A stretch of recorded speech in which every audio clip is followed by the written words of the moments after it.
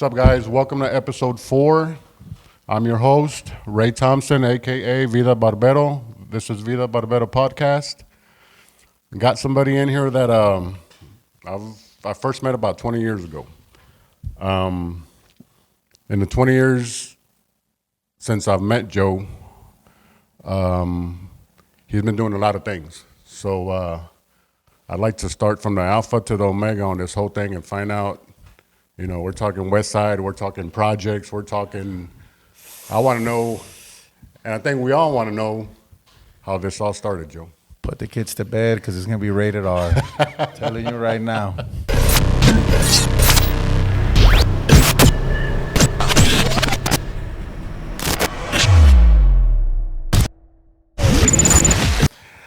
No, it's a pleasure to be here. Thank you for having me here, man. Big shout out to my boy Ray. And we actually went to barber college together. And yes. he saw me in that phase. Yes. And what's crazy is when we were in barber college, I was working overnight at Frito-Lay, so I would sleep a lot at the barber college. And they would come wake me up. Hey, you need to go cut hair. Yes. I'll wake up and go cut hair. Yes. Yes. So, but yeah, that's how I met Ray. Well, my story starts in the West Side. I grew up in the Alazan Apache courts. I lived there most of my youthful life until I got adopted. I was adopted like around 10 years old. I got adopted by a white family, and I moved from the Alazan courts I moved over there to Alamo Heights.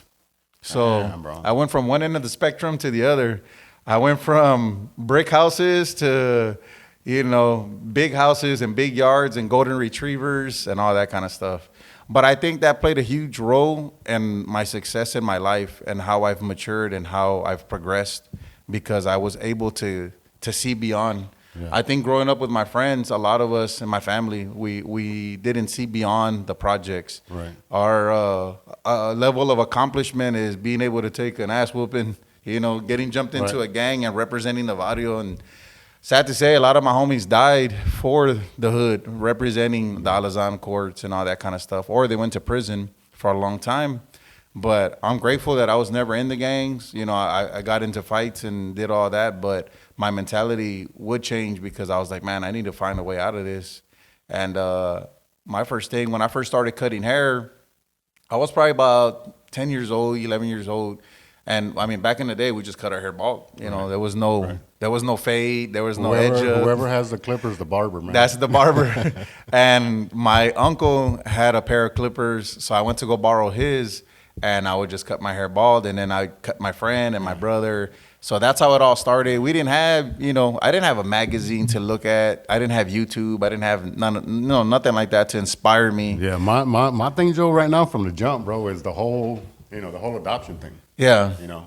I didn't have a clue, bro. Yeah. Not that I see you any different because of that, but I guess that's why we wanted to kind of take it back, man. Yeah. And to know that you're not only adopted, but you're adopted by a white family. Yeah. That's and it couldn't be her name is Debbie Slaughter. That's my mom's name. Right on. And it was crazy is a little bit unethical, but she used to be my counselor, and she just fell in love with me, and she just she saw like the potential in me. Right. She saw something in me that I didn't see, and she's like, I gotta get this guy away from this life.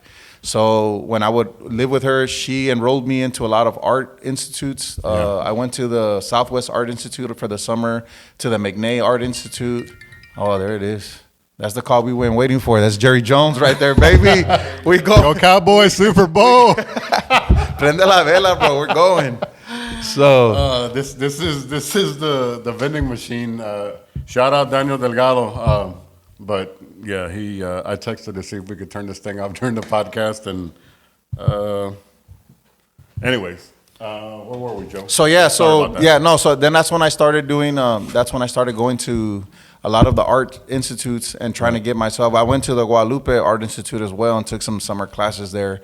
And I was just tapping into my artistic talent. I got into a lot of programs doing a lot of art, and that's what I was really good at. What caused the mashup between art and hair. What was it first? Was it art? Was it hair? Oh, it was art. Yeah, I could tell you the first drawing that I did. It was for Halloween. There was a poster contest in school. I went to JT Brackenridge, and so there was a Halloween poster contest.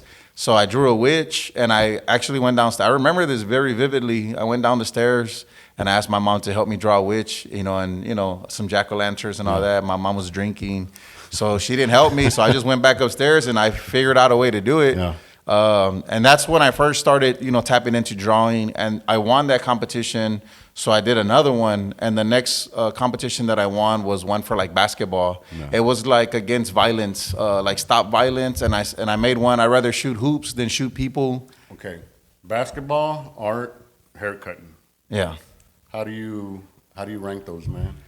Because I know you're huge into those. Yeah, those art is actually, I'll tell you this, art is just my gift, the talent that God gave me. Yeah. I could stop drawing for years and I just pick up, dude. I don't know why. I just don't know why, but I don't ever want to do art for the sake of like that's when I'm in my creative, and there's times when God takes that away from me, and I can feel when I'm forcing myself to try to do art, no está pegando, it doesn't hit, and then I'm just like, man, and that's when I have to like kind of regroup myself, and then the creativity and all that. Let me ask you something, Joe, too, man. I've noticed. Here lately, your faith has really been, it's showing. Oh yeah, and it's to me it's a different Joe. Not saying maybe you're evolving, man. Mm-hmm. So my question is, what's caused that evolution, man? Because I know you've always been kind of chill and kind of behind the scenes type of guy. Yeah. Regardless of being on ESPN, the portraits, all of that, man. But you always seem a little, kind of behind the scenes type of guy. Now, what brought that up? What brought that change on, man? I've been through a lot. My son had cancer and he beat cancer, and I think after that, a lot of things changed in my life, and I think I was always an emotionally driven person ever since I was young. I mean, even when I watch movies, I would get emotional because I'd relate to whatever's going on, or I would tap into a memory that I have that was similar to what I'm watching, and it reminds me of like my grandma, my dad, my whoever is no longer with me. But after that, I mean, once my son was cured and he's good now, then that's when I started like, I need to change the way I perceive life, because life can be taken away from you. And there's a lot of people and things that I've lost in my life. I've lost a barbershop. People have used me. People have taken money from me. People have talked bad about me. People have, whatever. And the one side of me, that ugly side, where I can be very violent and just stupid. I can be that. I've done that. I've gone down that road. I want to see where this road takes me. So that's the reason. And before, doing all those things and accomplishing all the things that I've accomplished, it's been great. I never liked being in the limelight, because when people see you, they see you on TV and they automatically think you're just like this super successful guy and everything comes easy. I'm like, man, y'all don't know all the hours that go into being that kind of barber. And then I started seeing that a lot of young kids look up to me. Not only my children, but like younger kids would see me and they call me Mr. Joe and this and that. And I built a real good relationship with them. So I'm like, man, I'm representing something bigger than myself. So I know that I have to be an example. And the only thing that I know in this life, that God put me here for a purpose. I'm not here just to exist. And I keep saying that to people because I was lost in that. I was lost in going through the motions and just like, making money. I could buy whatever car I want. I, was able to do all the stuff that I wanted to do, but I didn't feel complete. Even like me separating from my fiance, that really changed a lot of the way I view life. And regardless of that, I still was able to push through, open my barber college, push through, buy a house. But all those things are not possible without God. And that's the only thing I could think of, because people are going to fail you. Your family's going to fail you. I mean, your gift is going to fail you, because it's not what we have, it's what we're doing and who we're doing it for. And there's a great quote that my boy Lecrae, shout out to my boy Lecrae, he had this quote that said, what makes like this clothing, like if this is Gucci, what makes it worth that price? And it's like, is it the material or is it the maker? Yeah. Well, who made me? God. So that's the reason I have value is because God created me. So then when I started thinking that way, I was like, man, that's the only thing that matters to me. Like, yeah, dude, I like dressing nice. I like buying nice stuff, but that doesn't make me who I am. You could take the barbering away from me. You could take the basketball. I'm still somebody, you know what I'm saying? Because my father is something to me and made me something. So that's the way I see it. And that's the reason I move the way I move. And some people, they look at me and I get a lot of, emails. I get a lot of messages like, thank you, Joe, for posting that. Thank you for doing this. And I listen to your whatever and it mattered to me. So I'm just like, look, man, I'm just living life and I have to be the vessel that God created me to be. Yeah.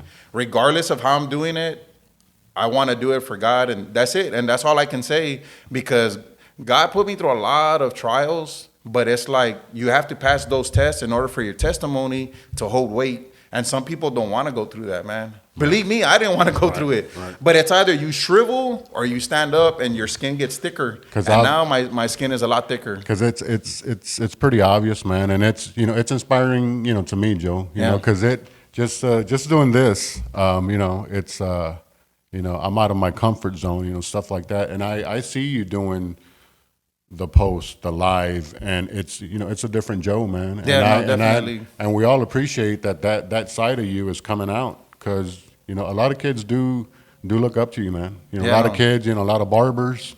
You were 20 years ago, man. When I first got into this, over 20 years, I saw you from sitting in the waiting area at Williams, Barber College, with your backpack, your J's, and that was like, hey, that's Joe, man, just leave Joe alone, but but then you hear the stories about you, you were working overnight, you were doing this and that to be there, man, and people have started looking up to you probably even way before that, man. So the message you're spreading is inspiring, not only to me, but I think to to a lot of people here, and, worldwide, man. Because it's an awesome change, man, and it's a big inspiration, man. No, and I'm happy that those things are coming with it. I mean, it comes with the bruises too, you know what I'm saying? But I just take it in stride, and I don't process things the way I used to. I don't look for tomorrow. I live in the moment now. I'm more aware, more conscious about how I'm living my life and who I'm living for. I separated myself from a lot of the foolery that even like some of the TV shows I used to watch, some of the music I used to listen to. Right. I try to keep myself away from that because it's like they say, whatever you consume, it's subconsciously consumed, man. You're around somebody, you're around a negative person, you'll become negative. And then when you become negative, you attract negative. So I and I love my friends. A lot of my friends, they still live like that, but I can't pull them out. Let me ask you this right quick. Alex. That's my dog. Alexis, man. Shout out Alexis. The Godfather. The Godfather, man. Y'all have known each other since back then, right? Since back then. And y'all have still work, pretty much side by side, right? Yes. And I noticed, I noticed a change in him, years ago. Yeah. And Alex. Did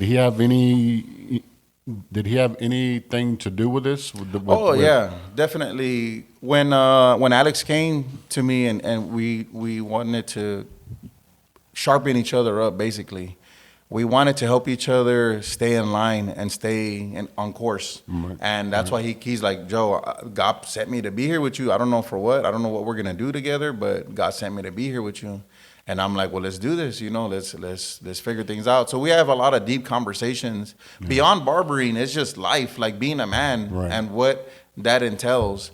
It's not just like being tough or being this. It's like being vulnerable and understanding that we have trauma that we don't deal with. And when we talk about it, it's me and him, and it's okay if he cries. It's okay if I cry. Right. And it's like growing up in my neighborhood, that was frowned upon. Crying? Nah, bro, we ain't doing that. We'll beat you up if you cry. Right. So those are I had to shed all that and unlearn all that as I grew up. Yeah. And Alex has been part of that process. And I've appreciated him being with me these past few years because he understands what God has for us. Yeah. And he's going through the transformation himself. Yeah. So when he sees things in me, or when he sees me kind of Right. veering off, hey, Pulls you back. I need to talk to you today. And I'm like, what? He's like, after work, we need to talk. And I'm like, oh, damn, I messed up. I did something.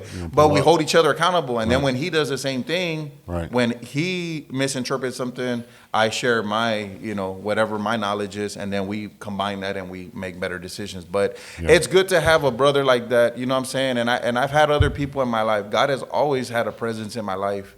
And it's crazy because sometimes I wasn't aware of it. Yeah. Even when I went through the whole, the Michael Jordan, when that came out on ESPN, bro, Right. I got so many phone calls, and Juan was there. Juan and Gus were a part of that moment. Yeah. And for them to see, like, bro, you know how much they even told, Gus had told me, he's like, Bro, why are you keeping that from me, dog?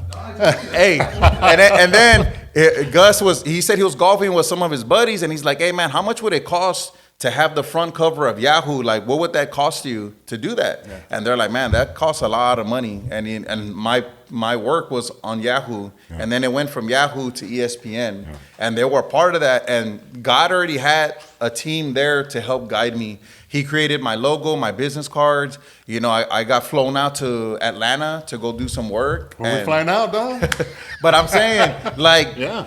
God has been a part of it the whole way through. And I was blind to it because I was still young and naive, and I was excited. But at the same time, I didn't know. People were always telling me, like, Joe, you need to build a brand. You need to, start building some products, some T-shirts, and which I did.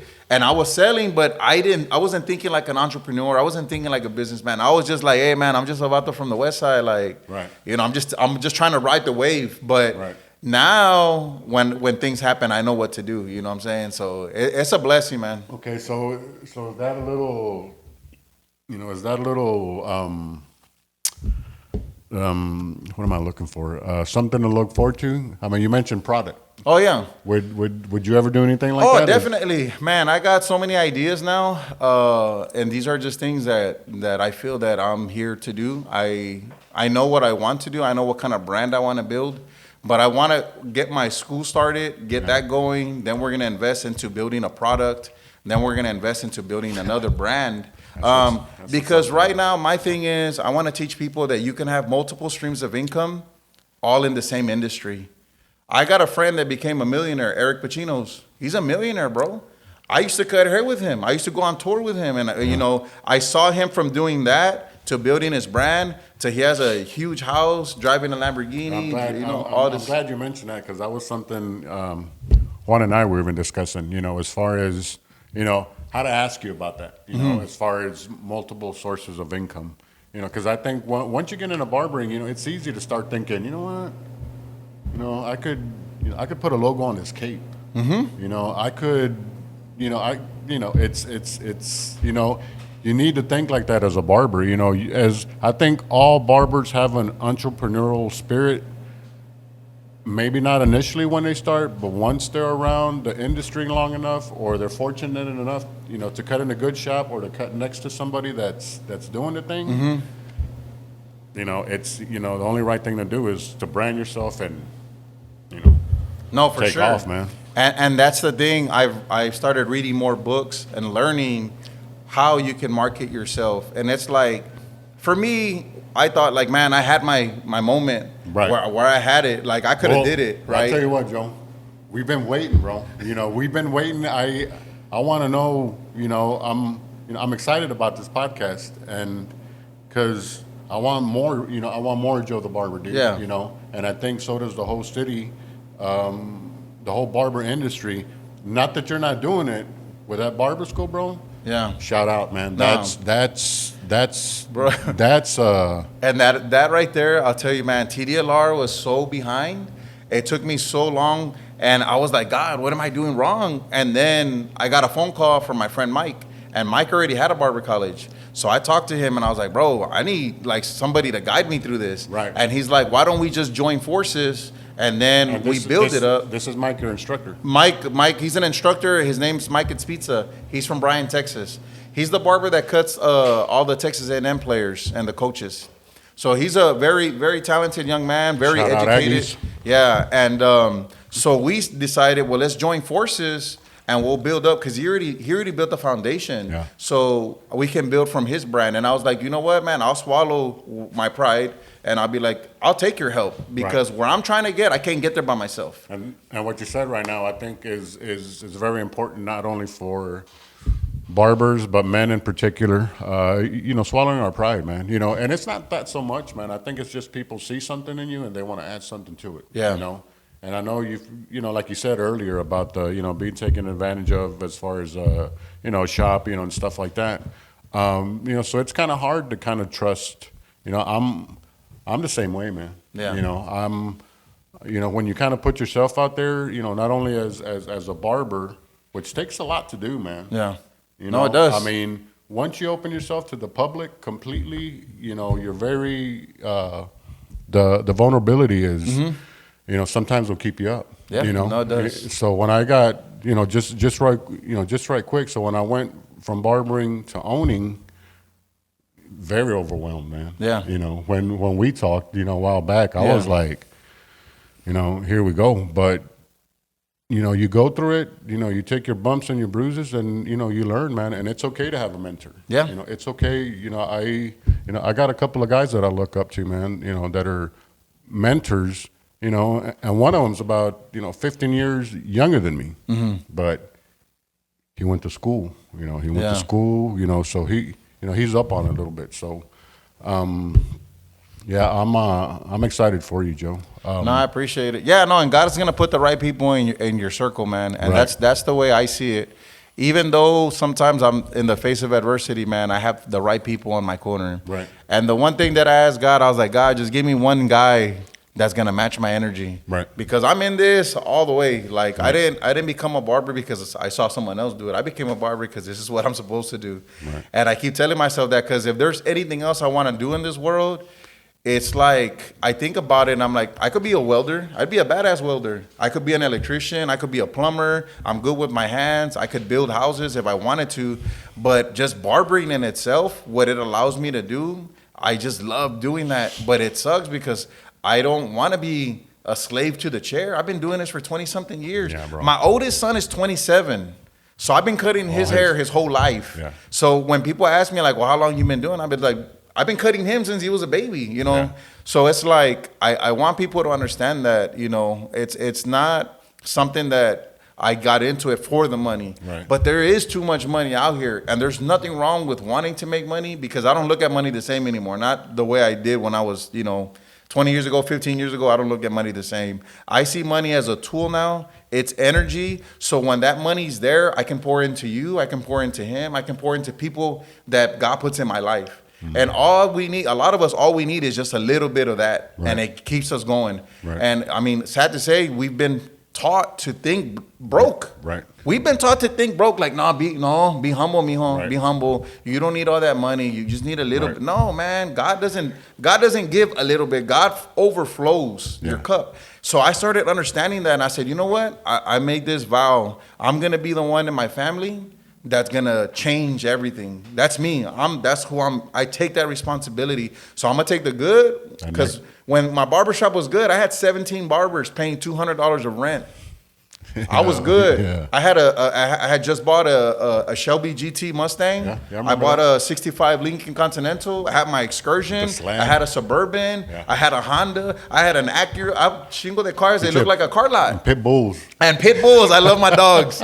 So it's like I got a taste of that, but you know what? I felt empty. Yeah. I did all that because I felt like I needed to show people, this is my value, this is my worth. Right, check me out. You know what I'm saying? Right. And then when God took all that away, he's like, okay, now who are you? And then I'm like, oh man. So then I had to reinvent myself and tap into the truth. Right. Like God's like, I put you here for a reason. And I always use the metaphor of like, you're a hammer. Either you can build a house or you can destroy it. Which one do you want to be? And I'm like, okay, I'd rather build, because I want to build up generational wealth for my family.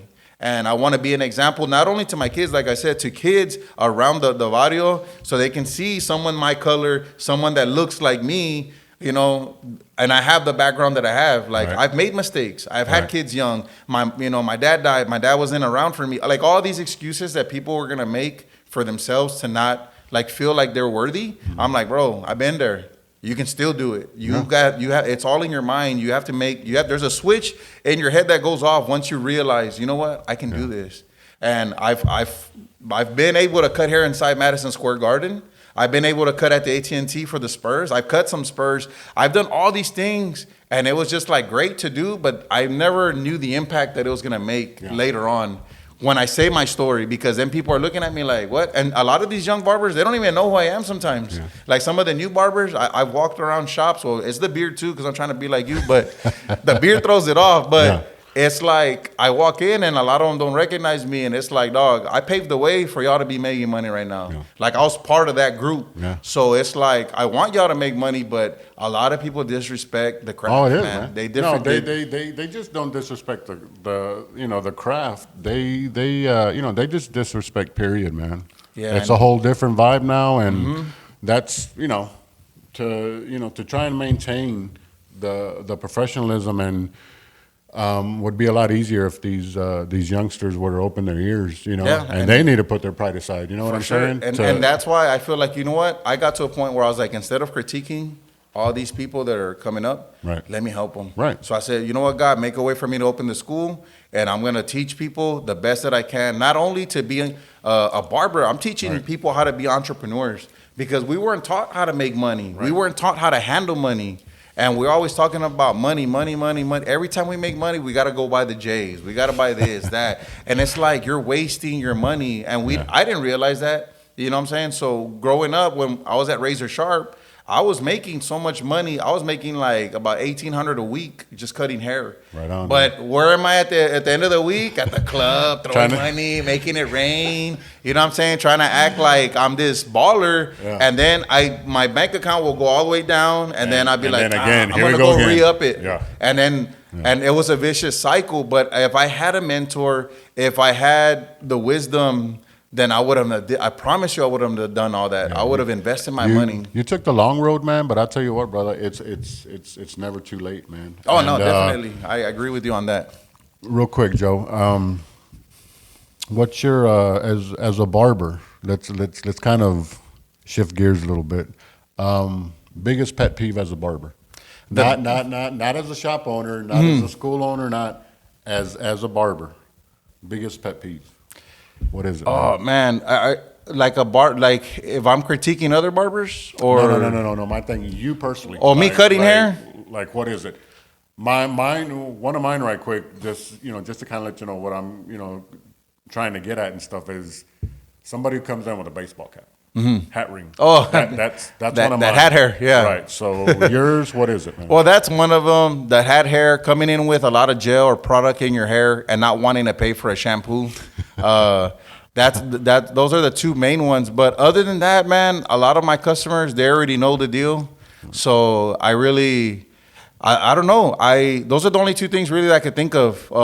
Everything else is pretty smooth. Most of my customers pay what I ask. And I book online and they all prepay. Right. So I had an issue with booking online at first because people were booking. Booking online is tough, number one. Yeah. I had some people, have issues with that, but booking and paying, that's big, man. So I use Square, right? And so I have a website that Square runs for me, and it's a yearly fee like of $100 and something bucks. So then everybody gets my link. They go on there. There's the services. You click on it. It tells you the days and the times. You click on it. Then you make a payment, and then it sends you confirmation that you're good. And at first, my customers were kind of like, "Well, dog, man, I can't text you." But what was happening was I was booked so much, and people would book 3 spots, and then they would show up to 1. So they would pick, like 1 o'clock, 5 o'clock, and then 7 o'clock, right? Wow. And then they would show up to the 5 o'clock. They're like, "Well, I don't know what time I'm going to get out of work." And I'm like, "So you're taking up 3 spots?" Me money, bro. And exactly. Yeah. So then I got to a point where I was like, "Well, I'm just going to make everybody prepay." And it's gonna block out all the other people that don't want to, So then I did that, and at first it kind of was slow, but then the people that I wanted to cut that I was targeting, they were paying. Right. And the ones that were always trying, hey, I don't got change. Or I'm like, hey, man, I don't do business like that. It's nothing personal. And I had some people get mad at me, like friends that were like, hey, bro, can you just book it manually and I'll pay you when I get there? And I'm like, bro, I can't do that because if I do it once, then I'm going to have to do it again. Right. And the moment I tell you no, I'm the bad guy. Right. And so, but the people that I cut now, my clients, like they understand my schedule. And I'm always there like clockwork. If you make an appointment with me and I'm not there, it's because I'm either in the hospital or I'm locked up. That's the only, those are only two places, dog. I never miss work. And I say that with pride because I'm like, man, I've been doing this for 20 years. And I tell people all the time, I say, I've been cutting hair for 20 years. I can count how many times in my hand the days that I've missed work. And I have barbers that don't show up. They show up late. Yeah. And then when it's time to pay rent, oh, well, I didn't make rent this week, bro. And I'm like, dude, your work ethic says so much about you. But then I get into it with them, not in a bad way, but I want to explain to them. I was like, look, bro, not only are you making you look bad, you're making the shop look bad, you're making your family look bad, and the people that believed in you, that helped you get through barber college, you're making them look bad. Yeah. And they just look at me, and I'm like, I'm just being real, bro. I'm not here to be your friend. Right. I'm here to help you because if I don't help you, you're going to fail at life. And then I'm going to look back and be like, damn, I was in a position to help this young person, and I didn't. And, you know, it's the same as having blood on your hands, bro. That's the way I see it. Right. So I'm like, you know what, man, I got to do my part. Even if it hurts your feelings, you know what I'm saying? That's what I try to do to the barbers now. And to me, that was a big hurdle because it comes off as confrontational, but it's not what you say, it's how you say it. So I started to learn how to do that. Right. Anything tactful is good, man. You know, plus I think the amount of time you have in the game, you know, who wouldn't stop and listen to you, you know? So I think it's you know, to see not only, you know, ourselves evolve as barbers, but to see our clients evolve as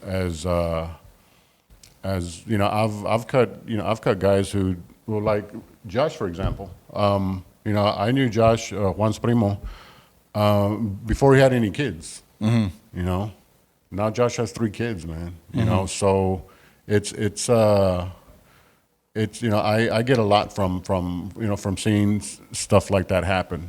You know, not only with, you know, with the clients, Joe, but with, you know, barbers alongside you, man. Yeah, you know? For sure. And you need to pick your spots on how to talk to these guys sometimes, man. You know, I run an open door policy type thing. Hey, you know, you got any issues or anything, you know, holler at me right quick, man. Yep. You know, and I think, you know, that's real important. That's, you know, that's why I wanted to bring you out here, bro, because you know, people might have a certain, you know, image of you or whatnot, but listening to your story, man, I think it validates you even more, bro.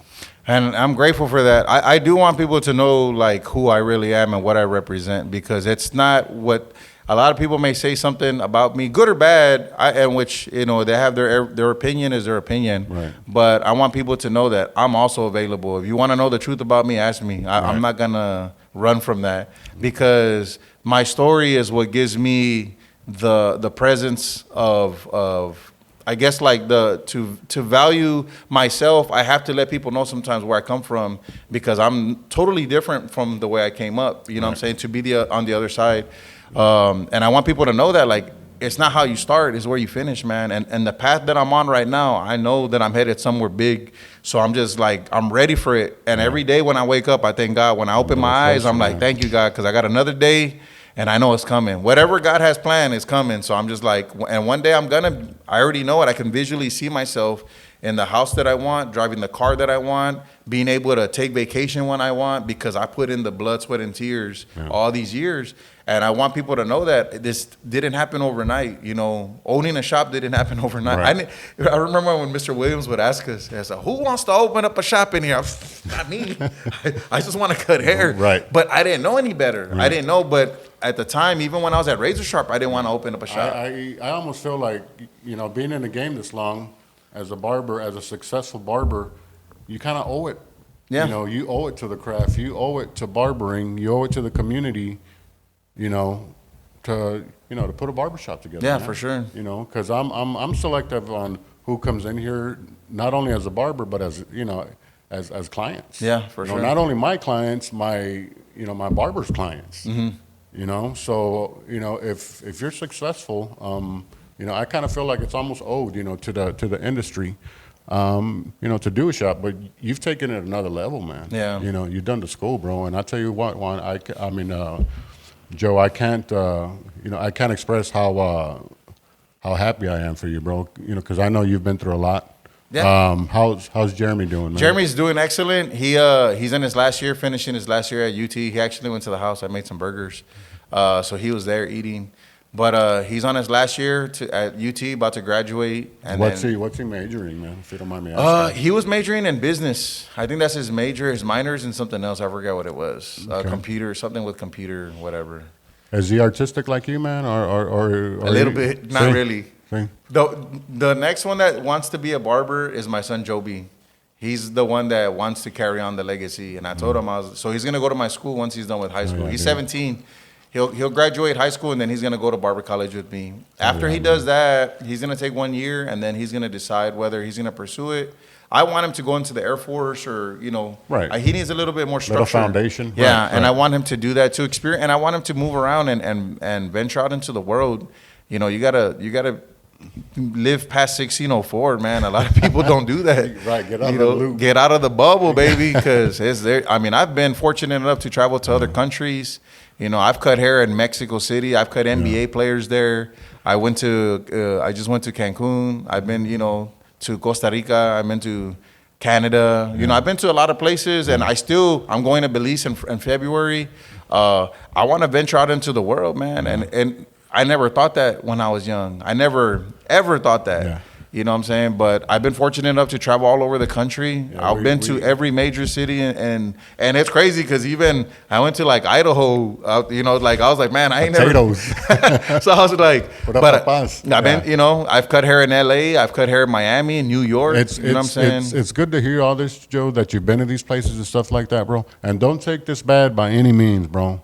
But I almost, I've almost kind of felt like, you know what, you're loyal almost to a fault, bro. To the hood. Oh yeah. But to hear, to hear the before, before, Joe Barber story, it all kind of makes sense, man. Yeah. Because all in due time. Yeah. Because what you're doing, you're still repping, and you'll always do that. Oh, yeah, But no, that's why always. that's why I'm always like, you know what, I want more Joe, man. We need to see, ¿qué más, bro?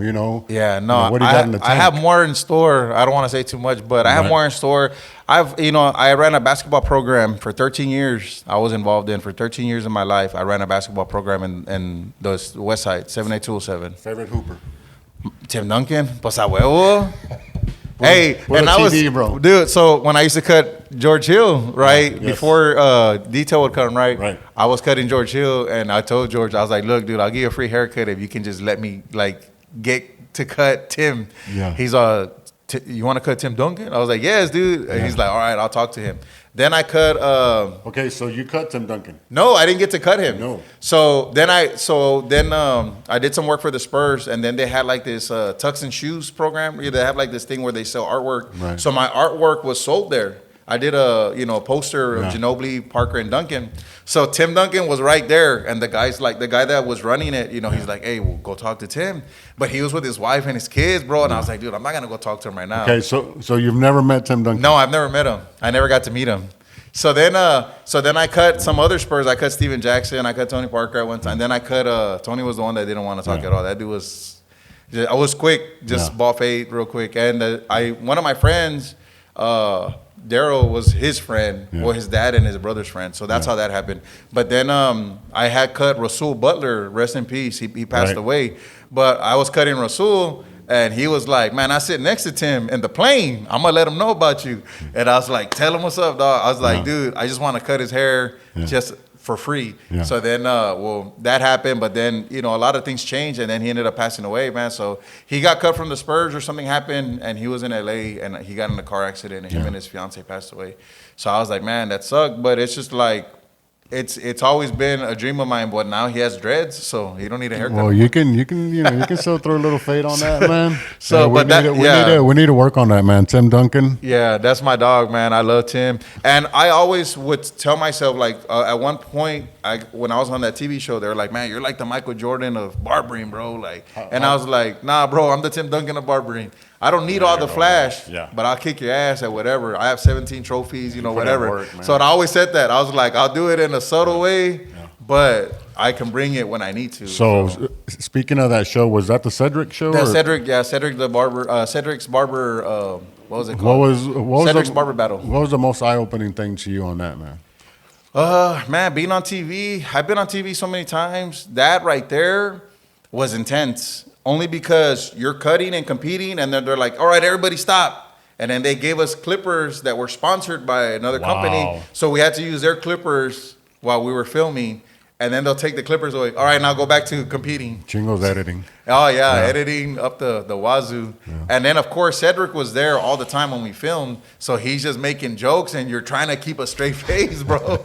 And it was good, though. It was a great experience. They had told us that we're going to have a season 2, but we didn't hit the numbers, apparently. So didn't happen. So they fly you out. They do all that. They flew me out to L.A., and it's a crazy story to win that. I was the first one to win because I was the last one to get picked.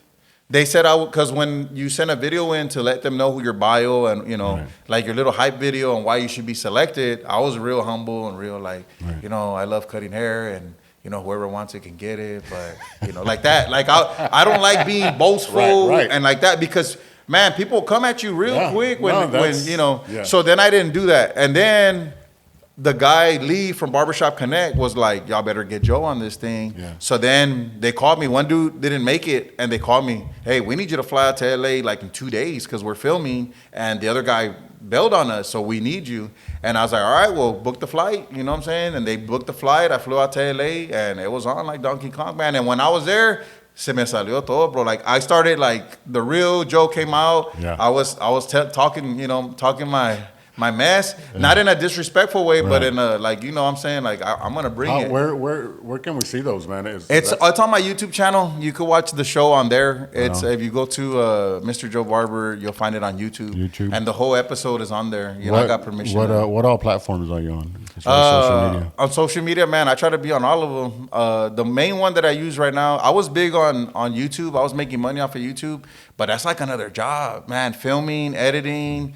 And I was making money off of YouTube at one point. And then I was making money off of Instagram at one point. But once you fall off the algorithm, it's hard to get back in. You know what I'm saying? Because they want you to live your life through those. Steady. Yeah, so now I'm on TikTok. You know, so I'm on YouTube. I'm on Instagram. I'm on Facebook. I'm on TikTok. And I'm trying to build up my TikTok following right now. So I put up, but I got one video, bro. I put up a lot of my work. I got one video that I did a voiceover on, and it has like 800 and something views. And it's a lady that takes off her chancla and alligators coming at her, and she hits the. So I did a voiceover on it, right? And bro, it took off. And so I started learning, like, on TikTok. If I was already getting monetized, I would have made at least $2,000 to $3,000 just off of that video. Little clips. So like I'm like, bro, I can do that. I can do voice. I do voices. You know, I can talk like Bernie Mac. I can talk like Elmo. So I'm like, man, if I can use these voices to engage, then I'll do it. And then I'll throw some of my haircuts here and there. Little source of income. Yeah. No, and that's what it's about. So if I can make that much, I mean, I know people that make $8,000 a month on TikTok. That's what I'm talking about. So I'm like, bro, I don't need no other barbers around me if I'm making that much money. I can cut in peace, and you know what I'm saying? But I think like that, like, how can I make money without having to, you know, like, physically be there? Like, and that's where my mind's at. It's like cutting hair. Like, I don't want to physically have to be at the barbershop to make money. I want it to run itself and make money like that. Yeah. But first, let me establish my school, and then I'm going to move my shop and open it up somewhere else. And then we plan on opening another school and another school. Okay, the school that you just opened, is that located at your shop? The same shop, yes. Okay. All we did was rename it, and we turned it into a school. So okay, so it's a school now. It's a school now. Our classes are not starting until October 17th, but we're taking enrollment now. We just got certified by DARS, or the Texas Workforce. Yeah. So they're our first one. Now we're trying to get the GI Bill to be in their system, and then we want to. The goal is to get accredited so we can, you know, get financial aid. Because once the financial aid, I'm gonna pull up in the G-Wag, baby.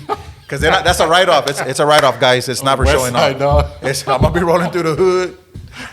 But nah, man, like, you know, and those are the things, like, a lot of people drive a G-Wagon because you could write it off, you know, in your taxes. So I'm like, why not do that? You know what I'm saying? And I'll just wrap it with my, you know, barber college stuff and my information, and, you know. So do you have day and night courses, or how? Well, right now we're going to be open from 9 in the morning till 8 at night, you know, and we're trying, if we get people to sign up that need that extra time in the evening, then we'll do that. And we're willing to go. Where do they go for that? Do you have just to call us. Do you have an IG page for the school or no? We just started it up. I was looking for it. Yeah, it's Gold Star Barber Academy. Okay. So it's on there, but I think it's _ SA Texas. Okay. Yeah. Okay. I think that's what it is. SATX. So we're getting all that stuff going. I just been busy, you know. I had just came back from vacation, so my books got off. So I was cutting, you know, all night. So I cut till 8 now. So just to get everybody caught up, because everybody, tanto greñudos, everybody was chia pets. But everybody was happy for me because they're like, dude, you haven't taken a vacation since I don't know when. And it's been over a year since I went on vacation. The last time I went on vacation was in Miami, you know. But I went for that health and wellness course with Pacinos and Jay Majors, so that's what I went for. Like I'm saying, man, it's a different Joe, man, and it's a good look, man. ¿Qué más? I don't know, brother. We've had as far as enrollment starts when on the 17th. You October? Said? No, we're currently enrolling now. Now. Yeah, okay. if people want information, all they have to do is come to the school, and then we can talk to them and work with whoever it is. You know, we have payment plans. You put money down, and we, you know, weekly, bi-weekly, monthly. We're trying to just make sure that we fill up the class. We're trying to enroll 30 students, but the 30 students are going to get like top tier education, because I'm a licensed instructor. Mike is a licensed instructor. Then we have Alex as an instructor. So it's dual language. So we speak Spanish. I speak a little bit of Spanish. I mean, it's kind of, you know, it's a little, you know, from the hood, from the barrio.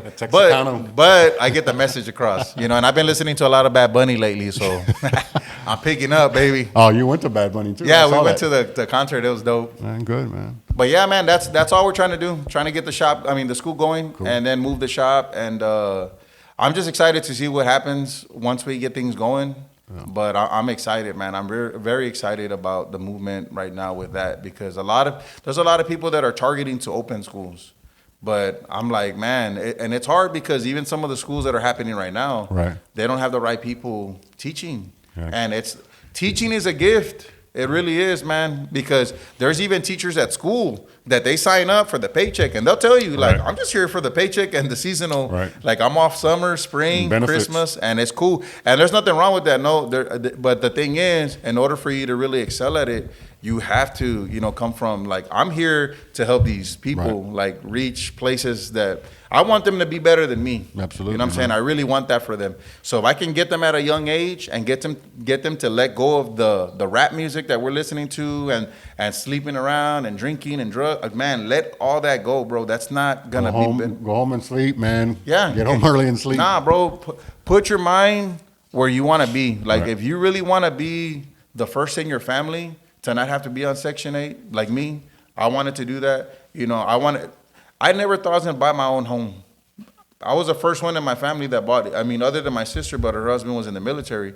But I bought it by myself. Yeah. You know what I'm saying? No co-signer, nothing. You know what I'm saying? So it's a blessing.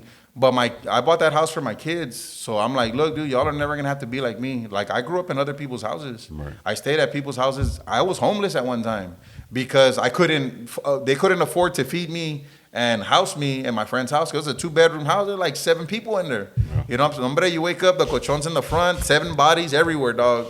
And I grew up like that, but I lived my life in other people's houses just growing up. And even when I got adopted, I came back home because I missed my friends.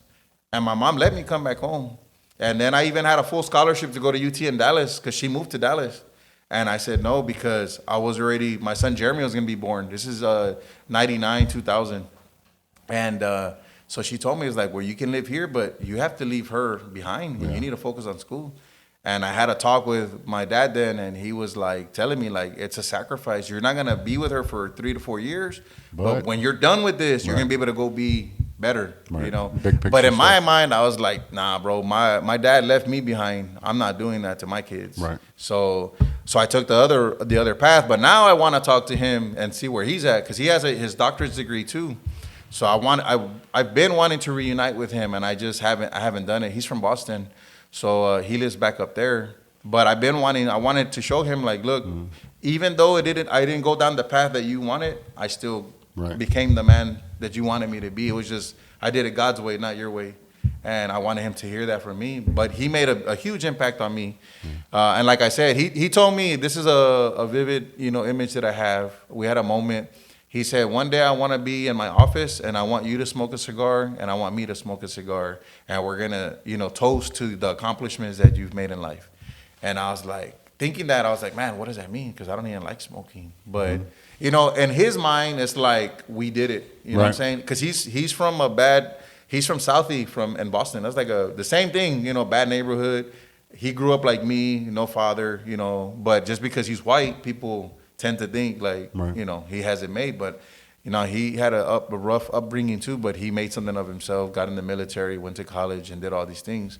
So I was proud of him, but I'm telling you, if had that not happened in my life, I promise you, bro, I probably would have ended up in prison or in jail. I did end up in jail for doing graffiti, but like I would have been in jail for other things. What was your tag, man? Shaq.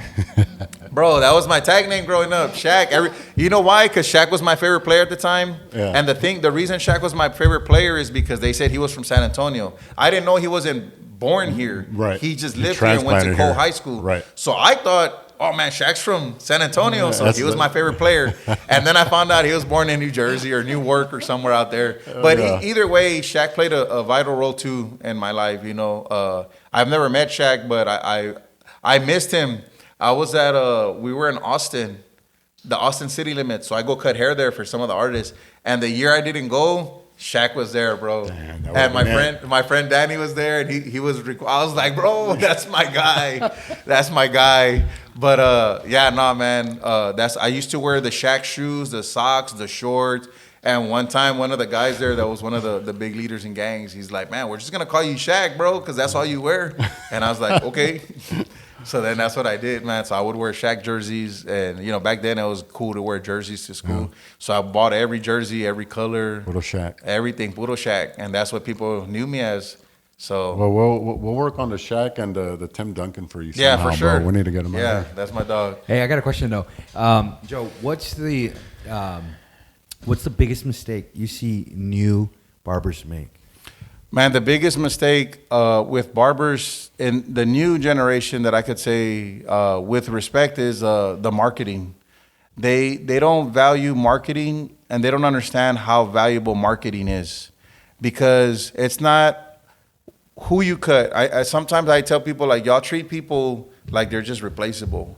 But I'm like, you can cut one person, they can cut you, and 15 other guys, and you can open doors for them. Not only to get customers, but by doing something like this, your talents can also be beneficial to a barber. So these barbers nowadays, they don't want to engage. And I don't blame them entirely, because I feel like because we're social media savvy now, we don't know how to interact one-on-one. When someone comes in the door, they're just like that. And I'm like, bro, put your phone down. There's a customer, greet him. You don't know who he's here for. You don't know if he's gonna pay you 100, you don't know he's gonna pay you 50. You don't know what he can do. And I think that's the one thing, is that being mindful of the marketing, and also being mindful of like clients that do walk in, and treating them with respect. I just want people to understand. I've seen that in my shop, and I hear it from customers. Like, oh, bro, I went to this shop, nobody acknowledged me. And the metaphors that I use, or the experience that I use, is like, look, man, I can go to a restaurant and the food can be badass, but if the service sucks, I will not go back to that restaurant. Yep. But if the service is good and the food's all right, I'll give it another shot. Right. You know what I'm saying? And you'll tip them. And I promise you, everybody that walks through a door at a barbershop, they don't want the blurry fade. Sometimes they just want a good haircut. Just give me a good haircut, give me some good energy. Right. Ask me about my family, my job, get to know me. Some barbers want to cut hair with headphones. Allah. Imagine you go to your dentist and he has headphones on, or your doctor. Like, I'm just here to do my job and that's it. Like, bro, we are professionals and we can help people or we can lead them astray, easily. But it's just like the energy that we give off on top of the skill is very important. Like customer service it's where we're lacking the most in the barber industry. I concur 100% on that, man. It's first impressions are everything. Because I refer to my age a lot. My cuts aren't what they used to, man. You know what I'm saying? But I know I got good customer service. Exactly. And that's big, man. A lot of these kids, I think they grow up like this. So as far as social skills, they're deteriorating very fast, and that's something as a barber that you need, plenty of, man. And there's always room for improvement on it. Yeah, for sure. And that's what I want to be able to teach. And it's about not only verbally letting them know, but I want to be able to do that where there's role playing because they need to feel that. Like right. some and we can talk about like the restaurant scenario, but some of these dudes don't even go to restaurants. They don't know what it feels like to make reservations and go to a nice, 4 or 5 star. They don't think like that. They're like, I'm going to Griff's, bro. I'm going right here, whatever, the hole in the wall. And there's nothing wrong with that, but you have to every now and then. You got to treat yourself, but also get out of your comfort zone because I grew up like that. I grew up, man, Mexican Manhattan was, shout out to Mexican Manhattan.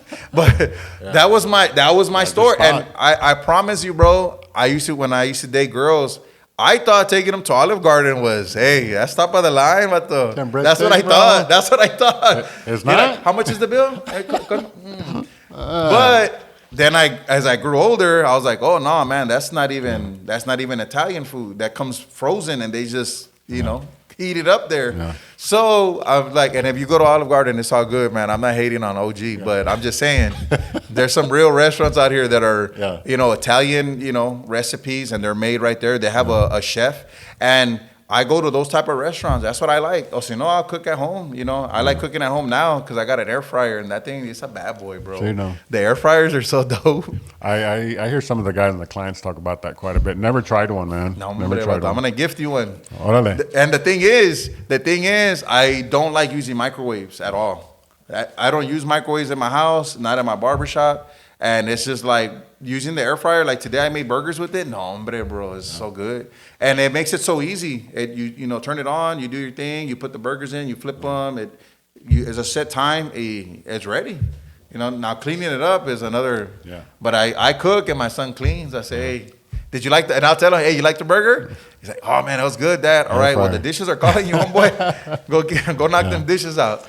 But yeah, no, man, I'm all for that. And I want these barbers to be able to see themselves doing that. Yeah. And it's not just about when I talk about those experiences, it's not about the flex, man. It's about, bro, it's about evolving. It's about growing. It's about maturing.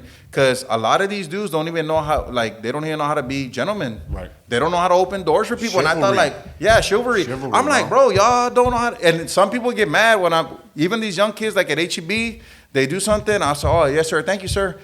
I'm not a sir, and I'm like, no, that's the way it is. That's respect. Right. I respect who you are as a man. You may be young, but you're a man. What I'm saying? In my eyes, you're a man because you have a job. Right. You're trying to do something. You're trying to make some money. So I'm gonna respect you in that sense. And some of these dudes don't understand what that means. And I'm like, bro, like y'all guys gotta grow up and understand that y'all are the next generation. Yeah. And it's either we're gonna go like this or we're gonna go down here. And right now it's not looking too good. It's not looking too good, man. But I got love for a lot of the young barbers, man. A lot of them are finding their lane on social media. There's a lot of them that I see that are very talented and they're doing stuff. But I'm like, dude, let's work on the foundation because we're in this for the long haul. And sometimes they don't think that way. Right. They think about the now and man, I'm gonna get the Gucci and the Louis and I'm like, that's cool. It's cool, but don't let that make you, man. I think barbering is a huge platform. Because you can, the people I've met. The people who put up the lights in here, the painters, it's a lot of fun, meeting these people as clients, and then eventually, it turns into, a friendship type of deal, man. So I think, again, going to the social skills, man. It's a big part. No, for sure. Because social media is cool and everything, but those are smoky mirrors, man. No, for sure. Once a firm handshake, punctuality. Oh, for sure. Will always prevail in this industry and in the world. Period, man. Yeah, no, and that's what we need more of, because if we don't have that, I mean, it's just gonna be so chaotic with the way people perceive the world, and it's like, I don't want that to happen. Not to my kids. I don't want them to grow up like that. And I don't want a lot of the people that are within my circle of kids that I cut. I want them to understand. And I talk to, a lot of barbers don't want to cut kids, man. I cut kids. I've been fortunate enough to cut kids that were in middle school, high school, kids, went to college. You can have them kids, Joe. Stop it. Had kids, came back, and brought me their kid. Yeah. And it's like, that's what I'm talking about. And some people are like, nah, I ain't cutting these kids, bro. Yeah, for somebody to trust you to cut their hair, number one, and then bring you their offspring. Yeah, bro. And that's so much feria, dude, that you lock in, and it's like, and people trust you, and you don't even have to give the best fade. It's not, I don't give the best fades, bro. Like, I try, I have the eye for it, and there's days where it's like my haircuts are on point, and then there's days where I'm like, dude, I could have did better. Right. I could have did better, because I hold myself to that standard. Right. Some barbers, they don't even care, bro. Who's next? Let's go. And they're just trying to make money to pay their bills, and I'm like, dude, when you live like that and you survive like on survival mode, that's the worst. That's the worst way of being a business person. Right.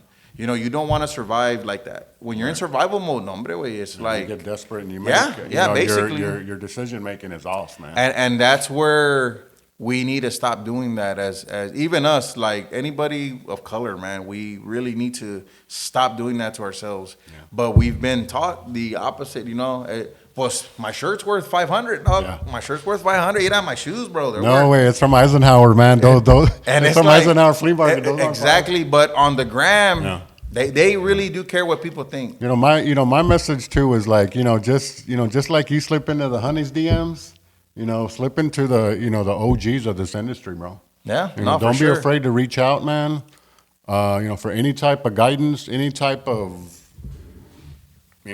even besides the barber game, barbering turns real personal, man. Yeah, and I have I have an open policy for people. I can't get to everybody every time, right? But I try to answer as many questions to anybody that I've met. A lot of people do reach out to me, and I try to get back to everybody. But it's just like, that's why a lot of times when I put the posts that I put up, I put that for me. Right. Because I know I needed that. I'm trying to be the person that I needed when I was young. Right. I'm trying to be that person for me. And if it helps other people in the process, then that's great. But it's never like, I don't just put stuff just to put stuff. Right. If it hits and it strikes a chord in me, then I post it. Yeah, and I'm like, because it might just be that one person that needs to hear it, man. And that's all we need. We just need to make a difference in one person. And I always told myself that when I would run the basketball program, I was like, I'm looking for that one diamond in the rough. He's here somewhere, and if I can find him, and God bless my one of the kids that I coached, he's a professional athlete right now in Mexico. His name's Jonathan Reyes. He was a soccer player, and I was like, dude, you gonna play basketball? He's like, I don't know how to play basketball. Well, you're gonna learn.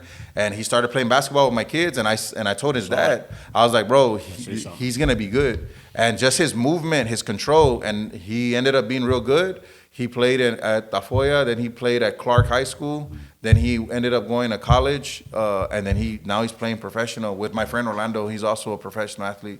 So it's like, and they're from the barrio too, right. So it's like kids need to see those kind of people too. Right. And we're really close, so I talk to them whenever we have the basketball program. I just call them, hey, can you come talk to the kids? Right. And they'll come in a heartbeat. Being accessible is huge, man. Yeah. And it's very. It's very easy to reach out. Social media, makes us all accessible, man. Mm-hmm. So, well, Joe, we appreciate you coming through, man. Simon, it's always a pleasure to be here, Holmes. I'd take you to Mexican Manhattan, but I know, dude. What's that other place that they closed that one down too, right? There was another one, Southtown Burgers. Yes. They closed that down too. No, hombre. COVID, dude, killed everything. Killing the culture. Joe, and no, I appreciate you, man. Thank you so much. It's a pleasure. Follow Joe, YouTube. Mr. platforms. Joe Barber. It used to be the Joe Barber, but now it's Mr. Joe Barber because I grew Hey, up beard. You need to get that little blue chingadera, dude, by your name. Oh, I The try to verification? I needed to hire someone to do that because I have a lot of publications and newspapers man, that's what I'm saying. and magazine articles. Bro, ESPN, todo ese pedo, come on. Yeah, man. I gotta Instagram, blue chingadera, Joe the Barber. Yeah, we need to get it certified.